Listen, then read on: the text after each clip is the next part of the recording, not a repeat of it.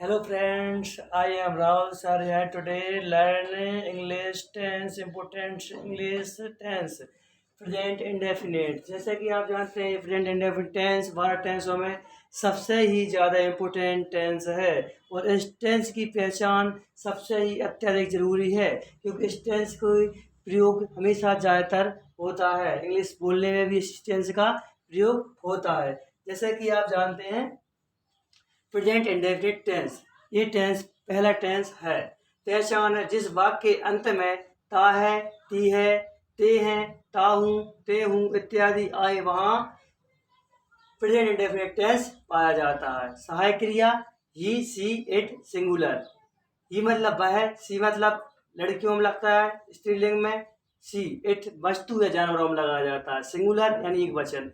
इस टेंस में एक वचन के साथ एस या ई एस या आई एस लगाते हैं।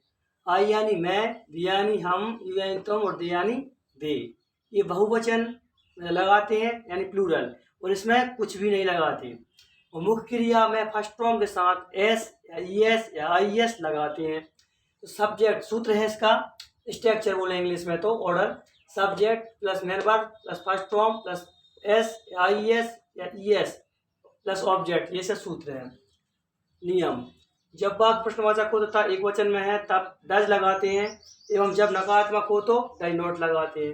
नियम: जब वाक्य बहुवचन में हो और प्रश्नवाचक हो तब डू लगाते हैं, जब नकारात्मक हो तब डू नॉट लगाते हैं। नियम: जब वाक्य एक वचन में हो और अफर्मेटिव हो और क्रिया के अंत में S H, C H, X X, O X इत्यादि आए तब वाक्य के अंत में एस या ई एस लगाते हैं क्रिया के अंत में। नियम: जब किसी क्रिया में एक अंक छोड़कर स्वर आए जैसे ए, ई, आई, ओ, यू, तब एस का प्रयोग करते हैं। जहां क्रिया के अंत में वाय आती है वहां वाय को हटाकर आई एस लगाते हैं। एग्जाम्पल जैसे कि इसमें ई ए टी ईट, ईट्स बीच में ए है, एस आ गया। Right, W R I T E, ये इसमें एस आया, writes. G A M E S, E I S लगाया, गेम्स। इसी प्रकार वाई को हटाकर देखो, L O V E L Y, lovely. अब वाई हटाई, आई एस लवलीज हो गया। Honey, H O N Y honey, Y हटाया आई एस लगे हनीज। फिर कैरीज, वाई हटाया कैरीज हो गया। ठीक है, और इसी प्रकार हम आगे चलते हैं। और इस टेंस की एक मेन खासियत नियम है। इन नियमों को सबसे पहले तो फार्मूला यही है कि जब वाक्य एक वचन में हो और प्रश्नवाचक हो तो इसमें डज लगाते हैं, और जब वाक्य प्रश्नवाचक है और नकारात्मक है तो इसमें डज नॉट का प्रयोग करते हैं। इसी प्रकार जब वाक्य बहुवचन में होता है और प्रश्नवाचक होता है तो डू लगाते हैं, जब वाक्य प्रश्नवाचक होता है और बहुवचन में है नेगेटिव है तो डू नॉट लगाते हैं, इंट्रोगेटिव नेगेटिव। इसी प्रकार फ्रेंड्स हम कुछ एग्जाम्पल द्वारा समझते हैं।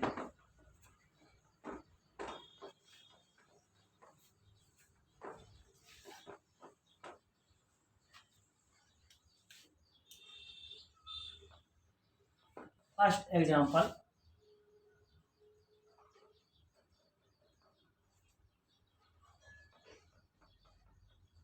सोहन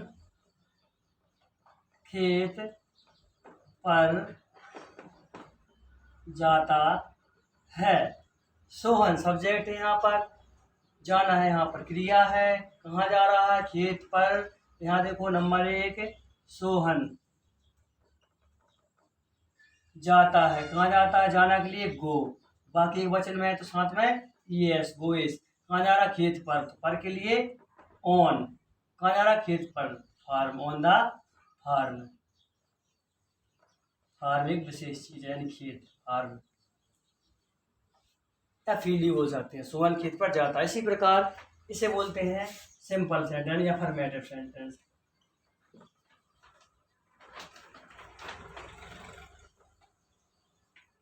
सेंटेंस इसे बोलते हैं नियम साधारण वाक्य, साधारण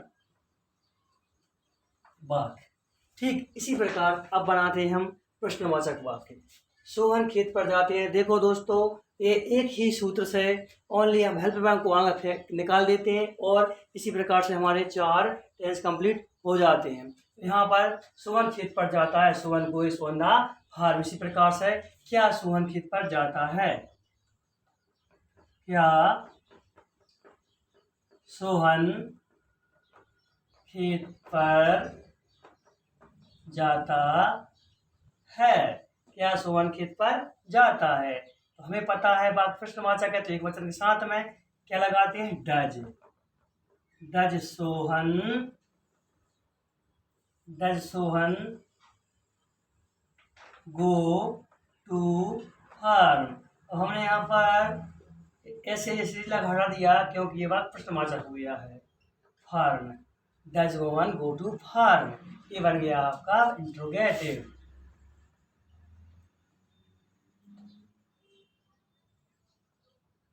इंट्रोगेटिव सेंटेंस यानी प्रश्नवाचक बोलते हैं हिंदी में, प्रश्नवाचक वाक्य।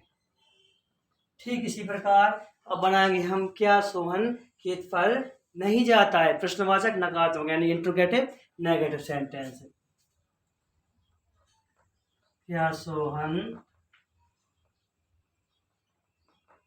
खेत पर नहीं जाता है?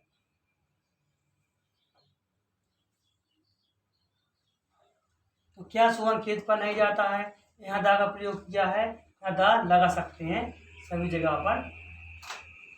ये ऑन का प्रयोग है यहाँ पर, सॉरी, ऑन, ऑन द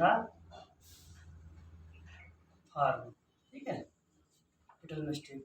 क्या सोहन खेत पर नहीं जाता है? डज सोहन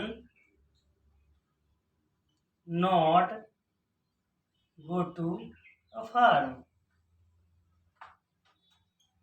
ठीक इसी प्रकार इसे बोलेंगे हम interrogative negative sentence. Interrogative negative sentence. Hindi में बोले प्रश्नवाचक नकारात्मक बात, प्रश्नवाचक नकारात्मक।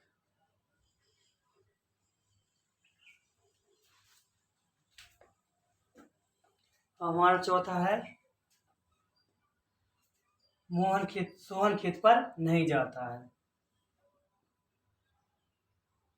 सोहन खेत पर नहीं जाता है, ये अफर्मेटिव नेगेटिव सेंटेंस है,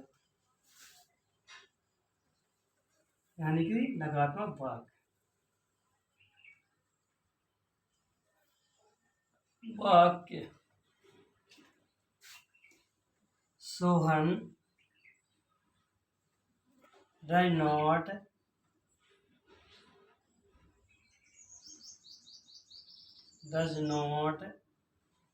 on the farm. Sorry, we Sohan, जाना कि सोहन नहीं जाता है, does not go to the farm. Okay, Sohan खेत पर नहीं जाता है, Sohan does not go to the farm, इसे बोलते हैं नेगेटिव, सिंपल नेगेटिव, साधारण बात। Affirmative negative sentence. ठीक है गाइस, इस प्रकार से ये एग्जाम्पल हमारा पूरा होता है। ठीक इसी प्रकार बहुवचन में देख लेते हैं।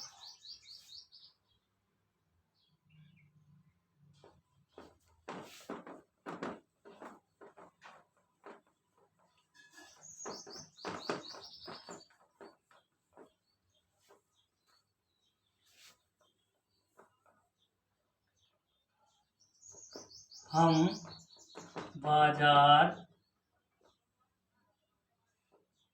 में, हम बाजार जाते हैं। हम बाजार जाते हैं तो वी बहुवचन कुछ नहीं लगाते, we go to market, market विशेष चीज द मार्केट। इसी प्रकार से क्या हम बाजार जाते हैं तो बहुवचन में डू लगाते हैं, डू लगाएंगे आगे, do we go to the market. क्या हम बाजार नहीं जाते हैं? अब आ गया तुम्हारा प्रश्नवाचक नकारात्मक वाक्य। Do we not go to the market. इसी प्रकार से दोस्तों एक और बनेगा, हम बाजार नहीं जाते हैं, तो we do not go to the market. इस प्रकार हमें इसकी एक्सरसाइज करनी है। तो एक्सरसाइज में हम बहुत सारे सूत्रों को ले लेते हैं, लेकिन हम एक ही सूत्र से इसको सॉल्व कर लेते हैं। जैसे कि हम खाना खाते हैं, वी ईट्स। क्या हम खाना खाते हैं? We do eats. क्या हम खाना नहीं खाते हैं? We do not eats. हम खाना नहीं खाते हैं, we do not eats. Okay, इसी प्रकार से हम खेत पर नहीं जाते हैं, we not go to farm. क्या हम खेत पर जाते हैं? Do we go to farm, do we go to the farm, do we go to the farm. इस प्रकार से और सेंटेंस हम यूज कर लेते हैं। जैसे कि हम किताबें पढ़ते हैं, we reads book. Sorry, reads नहीं आएगा, रीड आएगा, वी रीड बुक। इसके बाद में क्या हम किताब पढ़ते हैं? Do we read. क्या हम किताब नहीं पढ़ते? Do we not read. क्या हम किताबें पढ़ते हैं? Do we read. हम किताबें नहीं पढ़ते हैं, we do not read. Okay, bye bye. अगर मेरी वीडियो अच्छी लगती है दोस्तों, एक लाइक और सब्सक्राइब जरूर करें।